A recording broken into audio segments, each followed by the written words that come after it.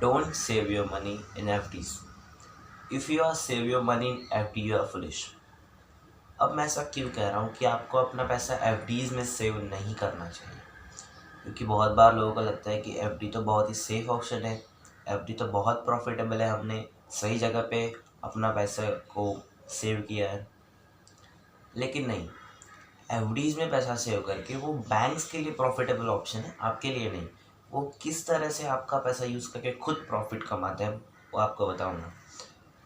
अगर आप अपना पैसा एफडीज में सेव नहीं करेंगे तो कहाँ करेंगे, वो भी सारे ऑप्शन बताऊंगा। So let's start the video now. First, आपको अपना पैसा एफडीज में क्यों नहीं सेव करना चाहिए। देखिए, फर्स्ट सिंपल है, बैंक आपको ज़्यादा से ज़्यादा 4 to 5% इंटरेस्ट रेट होता है उनका। आपको ज़्यादा से ज़्यादा 4 से 5% तक इंटरेस्ट मिलता है।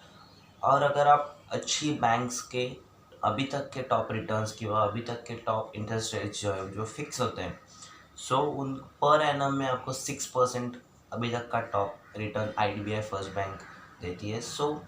ये आप अपना पैसा एफडीज में सेव करते हो, और वही बड़ी बड़ी कंपनियाँ या बड़ी बड़ी जो हम कमर फर्म्स कह सकते हैं, जो फर्म्स होते हैं, बिजनेस फर्म्स होते हैं, वो बैंक से पैसा लोन लेती है।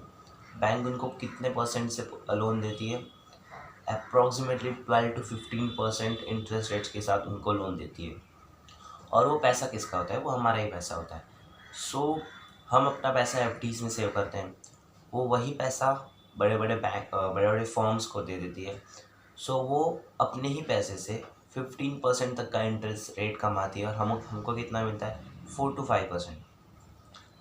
इसमें सिर्फ बैंक्स का प्रॉफिट होता है, बाकी हम जो अपना पैसा एफडीज में सेव करते हैं वहाँ हमारे पैसे की वैल्यू कहीं ना कहीं तो कम हो जाती है।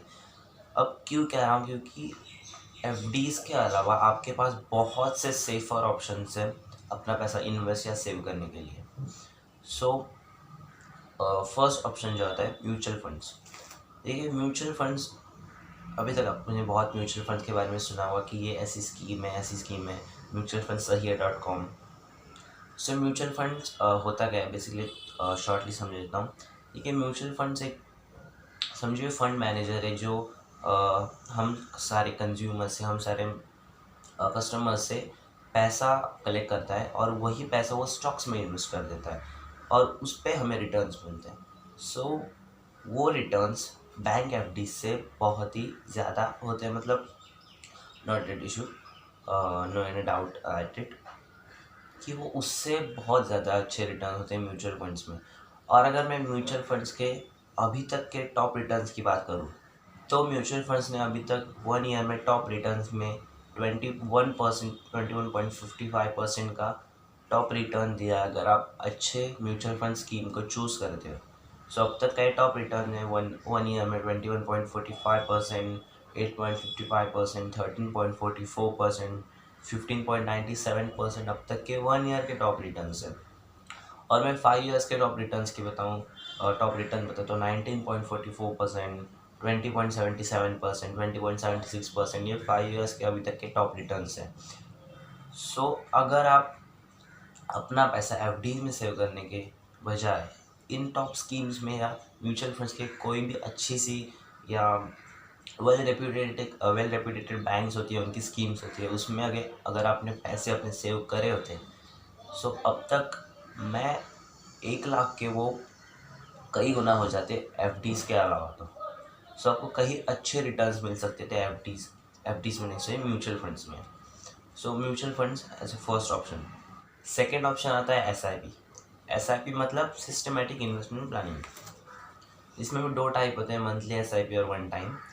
मंथली एसआईपी क्या होता है, शॉर्ट में समझ लेता हूँ। एसआईपी मंथली एसआईपी मतलब आपको हर महीने एक थोड़ी अमाउंट, थोड़ी अमाउंट हर महीने 1 साल के लिए, या आपने कितने साल तक आपको करना है, 1 ईयर या 5 ईयर तक, उतने साल तक आपकी अमाउंट एक वहाँ कलेक्ट ऐड हो जाती है, और उसके जो रिटर्न्स होते हैं वो फिक्स्ड होते हैं, ठीक है। और अगर आप अच्छी एसआईपीज़ में, अच्छी सिस्टमेटिक इन्वेस्टमेंट प्लानिंग स्कीम्स में अपना पैसा इन्वेस्ट करते हो, सो नॉट डाउट आपको बैंक एफडी से कई गुना ज़्यादा अच्छे रिटर्न्स मिलने वाले हैं। सो एसआईपीज़ के जो रिटर्न्स होते हैं वो फिक्स्ड होते हैं। उन्होंने अब तक कैसे रिटर्न्स दिए हैं उस पर वो आपको रिटर्न्स, और उसमें रिटर्न कैलकुलेटर भी होता है। सो आपको कितने रिटर्न्स मिलने वाले हैं वो ऑलरेडी फिक्स्ड होता है। ठीक है, सो एस आई पी इज एक सेफ ऑप्शन कह सकते हैं। हाँ, एस आई पीज़ में रिस्क भी होता है, आपके पैसे जाने के भी संभावना होती है। हालांकि बैंक एफ डीज़ में ऐसा नहीं होता। सो आप यही कहेंगे कि bank F D safer option है। सो मैं आपको कहूँगा बैंक एफ डी आपके पैसे की वैल्यू कम कर देता है, वही एस आई पी आपकी वैल्यू बढ़ा सकता है। So second as a option S I P is the best option. Third option है स्टॉक्स। अब आपने कई बार या हर रोज़ आप स्टॉक मार्केट का नाम सुनते हैं, भैया स्टॉक मार्केट इतना गिरा, स्टॉक मार्केट इतना ऊपर गया। सो स्टॉक मार्केट क्या होता है, जहाँ शेयर्स की लेन देन होती है, बस बाकी कुछ नहीं। और जब भी हम स्टॉक मार्केट का नाम सुनते हैं हमको स्कैम्स ही आते हैं। सो वो पहले का ज़माना था जब स्कैम्स होते थे, अब सब सिक्योर हो चुका है। सो थर्ड मैं आपको ऑप्शन कहूँगा, जो अगर आपको एफडीज़ में पैसे सेव आप नहीं करेंगे तो कहाँ करेंगे, तो स्टॉक्स में भी आप अपने पैसे सेव कर सकते हो। ठीक है, सो अब तक के स्टॉक मार्केट के रिटर्न्स, वो इंडाइसिस को आप देखिए, पता चल ही जाएगा कि इंडियन स्टॉक मार्केट के अपकमिंग हम कह सकते हैं 2020 में 2021 इसमें कितनी ग्रोथ करी है इंडियन स्टॉक मार्केट में। सो वही अगर आप एक 3 साल पहले कोई भी अच्छे से शेयर में, कोई वेल रेप्यूटेटेड कंपनी के शेयर्स में आपने लगभग अभी तक कुछ अमाउंट्स इन्वेस्ट करी होती, सो वो 3-4 सालों के बाद आज 2022 तक डेफिनेटली आपके अमाउंट 20% या 25% से ग्रोथ हो चुकी होती। एफ में वैसा नहीं होता। सो मैंने अभी तक ये स्टॉक्स के इंडाइसिस को देख के कहा कि आपकी वैल्यू इतनी, आपके पैसे की वैल्यू बढ़ चुकी होती। ठीक है, तो stock as a third option मैं आपको कहूँगा। हाँ, स्टॉक्स में रिस्क होता है, ऐसा नहीं कि स्टॉक्स में रिस्क नहीं होता। स्टॉक्स की प्राइस नीचे जाने की, यार आपके पैसे कम होने की संभावना होती है, लेकिन बैंक एफडी से कहीं गुना ज़्यादा अच्छा है stocks. So as a third option मैं आपको स्टॉक्स कहूँगा। एज ए फोर्थ ऑप्शन, ठीक है, मैं आपको फोर्थ ऑप्शन बताता हूँ, बॉन्ड्स। आपने बहुत बार बॉन्ड्स का नाम सुना, गवर्नमेंट बॉन्ड्स, प्राइवेट कंपनीज के बॉन्ड्स भी होते हैं। सो अगर आप अपना पैसा एफडीज़ में नहीं सेव करना चाहते तो बॉन्ड्स में कर सकते हैं। ठीक है, बॉन्ड्स क्या होता है शॉर्टली समझ देता हूँ। बॉन्ड्स मतलब कंपनी ना बैंक से लोन नहीं लेती, पब्लिक से लोन लेती है। मैंने बॉन्ड्स पर भी एक वीडियो बनाई है, लिंक डिस्क्रिप्शन में, कि बॉन्ड्स क्या होता है, सो आप जाके देख सकते हैं। ठीक है, सो बॉन्ड्स कंपनी पब्लिक से लोन लेती है, ना कि बैंक से लोन लेती है। सो उनको भी कम इंटरेस्ट रेट पे लोन्स मिलता है। ठीक है, सो बॉन्ड्स ये होता है, हम प्राइवेट कंपनी के बॉन्ड्स ले सकते हैं, गवर्नमेंट कंपनीज के बॉन्ड्स ले सकते हैं।